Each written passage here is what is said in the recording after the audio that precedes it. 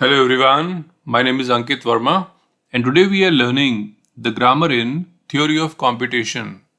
Grammar is the finite set of formal rules that generate syntactically correct string.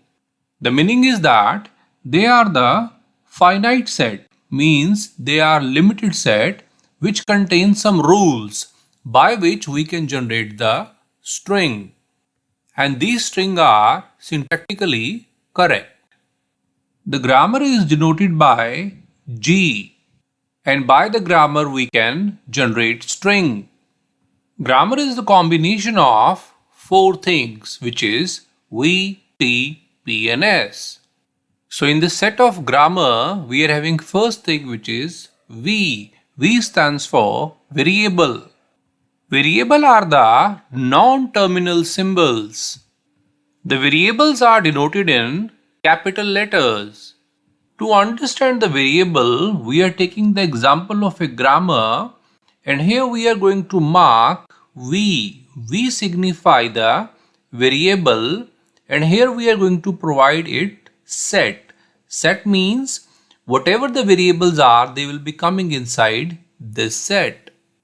The variable can be denoted using the capital letter. So in this grammar, we are having S into the capital, then A into the capital and B into the capital. Rest we are having the repetition, that is A, B and S. So these are the three symbols which are into the capital letter. So these three are the variable. Also, the variables are non-terminal symbols. Terminal means which is coming at the last, which cannot be further derived. But here we can see that these are non-terminal, means these can be derived. Just like S is having its own definition, A is having its own definition, then B is having its own definition. So they can be further derived. So these are the non-terminal elements. Second thing in the grammar is T.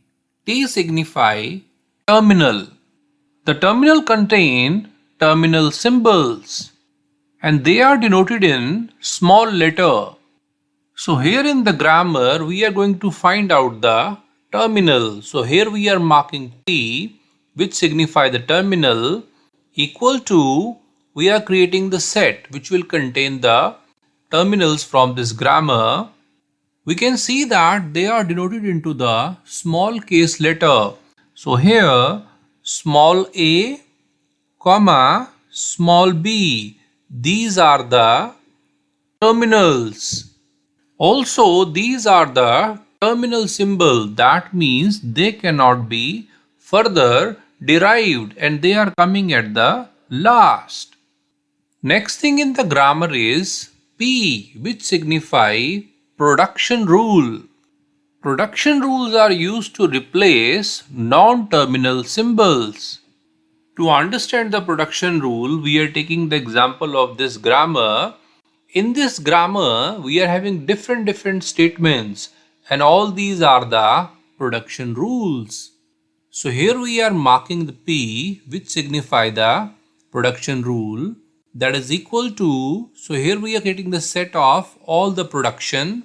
The first production is S is providing A as B and epsilon. So this is first production rule, comma. Second is capital A is providing small a. This is second production rule, comma. Next is capital B is providing small b.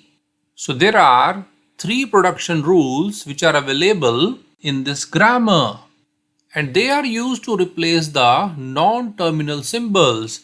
Just like capital A can be replaced with small a, similarly capital B can be replaced with small b. Next element in the grammar is S, which signify start. And the start is the starting point of the grammar. So here we are mentioning the S, which signify the start, which is equal to, and we are providing a set. So how many starts are there? There is only one start, which is S. So we are putting inside the set. Now we are going to generate the string using this grammar. In this grammar, we are starting from the start, which is S. Now this S can derive ASB and epsilon. So first of all, from S we are deriving the epsilon. So here I am marking the epsilon. That means the first thing which we can generate, that is the null string. This epsilon is the null string. Now I am going to generate the second string from this grammar. So from this S we can derive ASB. So here I am marking ASB. Now from this A we can derive small a, and from this S we can derive the epsilon, and from this B we can derive the small b. We know that epsilon is the null string, so we are ignoring it. So here we are deriving the small a and b. So this AB string is generated. Now we are creating few more string from this grammar. Let us suppose that from this S we are generating ASB. So here I am marking ASB. From this A we can derive the small a, and from this S we can further derive this ASB. So here I am putting capital A S B at the place of this S. Now from the B we can derive the small b. Now further I am taking this small a, and from this capital A we can derive the small a. Then from this S we can derive the epsilon. Then from capital B we can derive the small b, and then small b. So I am ignoring this epsilon, which is null string. So AA BB, this is one more string which we have generated. I am generating one more string from this grammar. Again I am starting from S, and which is deriving ASB. So I am putting it here ASB. From capital A we can derive the small a. Then from capital S again I can derive ASB. So here I am putting ASB, and from this capital B we can again derive the small b. So I am taking this small a, then from this A again I am deriving the small a. Then from the S one more time I am taking ASB. So here capital A, capital S and capital B, this is derived from S. Now from capital B we are deriving the small b, and small b is as it is. Further we are taking A as it is. From capital A we are taking the small a. Now from the capital S we are taking epsilon. Then from capital B we are deriving the small b, and 2 times small b as it is. Further we are ignoring the epsilon, which is a null string, and we are putting A and B. So this is one more string which is generated. In the similar way, from this grammar we can generate more strings.